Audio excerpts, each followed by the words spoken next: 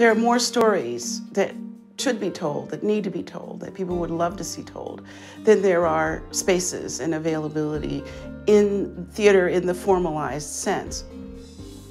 You know, there was a generation of people who really deeply believed that the future of every American city had to involve a vibrant arts scene.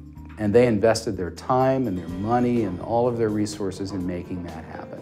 The question we're facing now is what happens to that dream? The first thing to do is eliminate the idea of regionalism altogether and start talking about it as a national movement. I think that we have a difficulty here in this building in actually increasing the diversity of our audience.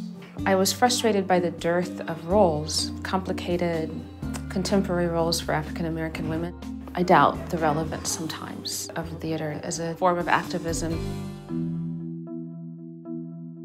I think that students today are essentially distrustful of the prevalent institutional models for theater.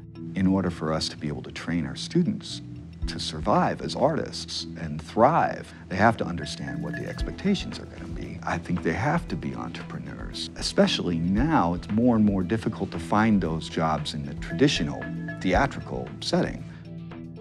To some degree, we sort of perpetuate the myth of the starving artist, and we say, well, you're doing what you want to be doing, so, you know, suck it up if we're not paying you enough. The biggest subsidy given in American theater is by the people who work there.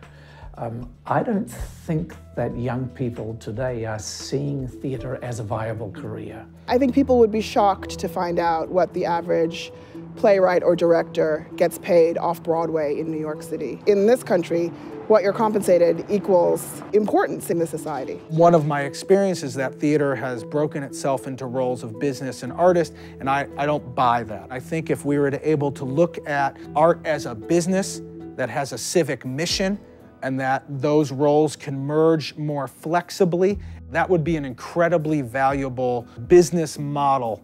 You need to, I think, constantly ask yourself, am I making a difference? And can I articulate how I'm doing that? It's all about optimism and hope and imagining something better.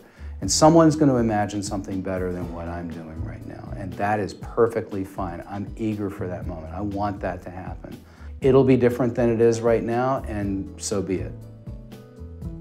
We tend to forget that in the whole history of the theater, the nonprofit institutional theater in the United States is like the tick of a second hand.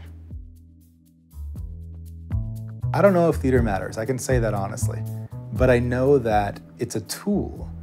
It's an avenue for discussion, and you're part of the fabric of communication, of storytelling, of solving problems in a way that only many voices can solve.